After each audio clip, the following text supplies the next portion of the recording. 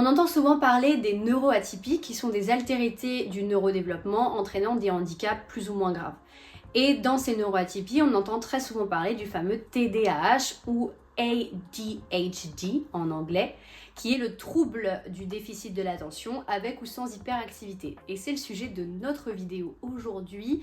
Le Collège des médecines douces du Québec vous présente cette vidéo dans laquelle nous allons vous parler des causes du TDAH, de la symptomatologie, du tableau clinique et surtout comment vous, en tant que praticien en médecine naturelle, pouvez accompagner vos consultants porteurs d'un TDAH. D'abord, on va refaire le point sur ce qu'est un TDAH. Donc le TDAH, c'est un trouble du déficit de l'attention avec ou sans hyperactivité. Puisque vous allez le voir, il y a plusieurs formes de TDAH et elles ne sont pas toutes significativement porteuses d'une forme d'hyperactivité. Donc le TDAH, c'est un trouble du neurodéveloppement. Il entraîne donc souvent un handicap sévère avec des retentissements très importants dans la vie de l'individu porteur et il peut se distinguer des autres neuroatypies par des niveaux élevés d'inattention, de l'impulsivité, des comportements inadaptés. Donc il est généralement détecté avant l'âge de 12 ans, mais comme c'est un trouble qui était très mal connu et méconnu par le passé, aujourd'hui on a beaucoup d'adultes qui sont diagnostiqués très tard en fait, bien après la phase où ils auraient dû être détectés. Donc on estime que généralement on peut vraiment constater des signes d'un TDAH avant l'âge de 12 ans. Puisque ce trouble il va débuter dans la petite enfance. On va constater vraiment que l'enfant est très différent de ses pairs, très différent de ses camarades et notamment en milieu scolaire. Donc le DSM-5, qui est le manuel de diagnostic utilisé comme référence par le corps médical, dit que ce trouble doit être persistant pour être considéré comme un TDAH. Donc il doit durer dans le temps, au-delà de 6 mois, et avoir des retentissements sévères dans la vie de l'enfant. Et il faut qu'il y ait des symptômes, des perturbations dans plusieurs environnements, pas seulement dans un seul environnement. C'est-à-dire que, par exemple, si l'enfant va vraiment présenter des troubles très sévères, de l'inattention, une forme d'hyperactivité, mais seulement à l'école, on ne va pas pouvoir parler de TDAH puisque l'environnement ne sera que celui de l'environnement scolaire. Il n'y aura pas d'autres retentissements dans la vie de l'enfant en dehors du milieu scolaire. Donc là, on va plutôt parler d'un trouble lié au milieu scolaire. Donc il peut être observé quand même une certaine fluctuation des symptômes. On n'est pas sur des symptômes persistants, sévères, élevés en permanence. L'enfant, il va fluctuer en fonction de ses humeurs, en fonction aussi de son niveau d'énergie, en fonction de l'âge qu'il a aussi au moment du diagnostic. Mais on va constater un réel décalage de l'enfant par rapport à ses camarades, comme je le disais juste avant. Donc le TDAH, il a 3 formes. Donc il peut se présenter sous 3 formes différentes. D'abord, il y a la forme mixte. Donc là, le sujet va présenter des critères d'inattention et d'hyperactivité / d'impulsivité. Donc là, on va avoir un petit peu de tout dans le TDAH mixte. On va avoir à la fois l'hyperactivité, on va avoir l'impulsivité, donc les comportements inadaptés, la difficulté de la gestion des émotions et notamment de la colère, et la manière de faire, en fait, tout simplement, qui va être très impulsive, très peu réfléchie. Et on va avoir aussi l'inattention. Donc en fait, on va avoir un petit peu de tout dans le TDAH mixte, qui fait qu'il peut être plus facilement détectable et en même temps, ça peut être plus compliqué puisqu'on a un petit peu de tout. Il n'y a rien qui ressort de manière prédominante. Bien évidemment, il peut y avoir un symptôme plus fort que l'autre. Mais voilà, on va avoir un petit peu de tout dans le TDAH mixte. Le deuxième type de TDAH, c'est le TDAH inattentif. Donc là, ça va être vraiment des symptômes d'inattention qui vont prédominer. C'est des individus ou des enfants, je vais prendre l'exemple des enfants, qui vont vraiment avoir du mal à se concentrer à l'école, qui à la maison vont être complètement distraits, on a l'impression qu'ils n'écoutent pas, qu'ils ne sont pas là, qu'ils ont la tête dans la lune, qu'ils sont très rêveurs. Voilà, c'est un petit peu ce qu'on peut entendre chez les sujets qui présentent un TDAH inattentif. Enfin, on va avoir le TDAH hyperactif, qui est le troisième type de TDAH. Donc là, ça va être l'hyperactif impulsif, ça va être vraiment les 2 symptômes prédominants, donc l'hyperactivité et l'impulsivité.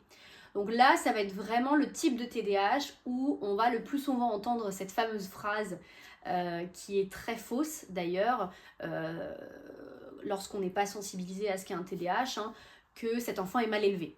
Parce que ça va être des enfants qui vont être très speed, qui vont être très impulsifs, qui peuvent faire des colères, qui peuvent faire des caprices, qui vont avoir du mal à gérer leurs émotions, qui vont avoir vraiment des grosses montées d'émotions et qui vont pas savoir les gérer. Et c'est un petit peu dans l'image collective, on peut avoir cette image du petit garçon qui sait pas tenir en place à l'école, un peu le trublion qui parle tout le temps, qui fait le clown en classe, qui est tout le temps en train de fidget comme on dit en anglais, donc de bouger ses mains, d'essayer en fait de se stimuler comme il peut et de soulager cette surcharge sensorielle qu'il va avoir. Dire qu'il peut y avoir un problème comportemental, donc il peut y avoir d'autres types de troubles, hein, puisque le TDAH peut et souvent d'ailleurs comorbide avec d'autres troubles, donc soit des troubles des fonctions cognitives, donc des troubles en fait de tout ce qui est fonction exécutive, donc des troubles de l'attention, des troubles de la mémoire, difficulté à processer les informations. Il peut y avoir également des troubles de difficulté d'apprentissage, donc tout ce qui est troubles dyscalculie, dyslexie, des troubles de lecture, d'écriture. Il peut y avoir des difficultés psychomotrices, il peut y avoir une inadaptation, un rejet social, donc c'est un enfant qui va être rejeté parce qu'il a un comportement inadapté. Donc en fait, il peut y avoir énormément de troubles qui sont comorbides au TDAH, donc il peut y avoir un trouble positionnel aussi, qui peut être ajouté à ça, où vraiment la prise en charge avec un spécialiste du TDAH est vraiment intéressante, puisqu'on va vraiment avoir quelqu'un qui va savoir en fait diagnostiquer, un médecin qui va savoir diagnostiquer vraiment les différents types de TDAH et surtout comment on va pouvoir adapter la prise en charge. Puisqu'on ne prend pas en charge un TDAH mixte de la même manière qu'on va prendre en charge un TDAH inattentif. Les chiffres, en France et en Europe, le TDAH il concerne environ 3 à 5% des enfants en bas âge et 3% des adultes. Donc on voit que la proportion est assez égale au niveau des enfants et des adultes, puisque faute de prise en charge. On dit également que les garçons seraient plus touchés par le TDAH que les filles, ce qui n'est pas forcément une donnée vraiment, véritablement vraie, puisque les filles, on ne sait pas encore, la science est encore en train de rechercher ça, mais les filles pourraient, et c'est le cas de beaucoup de neuroatypies d'ailleurs, avoir une expression en fait du trouble beaucoup moins bruyante. Elles pourraient également être surtout mal prises en charge d'un point de vue systémique et donc aussi encouragées par leur éducation à masquer, ce qu'on appelle le masking, notamment dans le trouble du spectre autistique. Les femmes ont un tableau clinique très différent des hommes et en fait les tests ont été faits pour des hommes. Donc c'est pour ça qu'ils ne sont pas adaptés à l'expression du trouble chez les femmes. Et donc il peut être moins bruyant, mais ça peut être aussi masqué par une compensation qui en fait résulte de l'éducation qu'on donne aux filles. Donc finalement cette donnée est encore sur la table et on ne sait pas encore vraiment bien ce qu'il en est. Les causes du TDAH, elles sont multiples et finalement assez méconnues. On ne sait pas encore exactement dire une cause du TDAH. Ça serait plutôt polymorphique, donc avec plusieurs causes différentes de différents facteurs de risque également qui pourraient augmenter la présence d'un TDAH. Donc les causes elles sont multiples, mais tout d'abord il y a quand même une cause héréditaire. Donc il y a pas mal d'études qui ont révélé que les deux causes prédominantes en fait du TDAH seraient à la fois une cause génétique et une cause environnementale. Donc la cause génétique, elle est héréditaire avant tout, donc à hauteur de 76%, ce qui est pas mal. 76% c'est beaucoup, dans un génome, on est quasi sûr en fait, quand on a un parent atteint de TDAH, d'avoir dans les enfants que cette personne va avoir un porteur ou plusieurs porteurs de TDAH. Mais la cause elle est aussi environnementale, puisqu'il y a plusieurs facteurs de risque qui vont augmenter la potentialité d'avoir un TDAH ou de développer plutôt un TDAH. Donc on a tout d'abord tout ce qui est l'alcoolisation fœtale, exposée à d'autres polluants, que ce soit le stress, le tabac, le plomb ou n'importe quel métaux lourd. Tout ça, ça va augmenter le risque.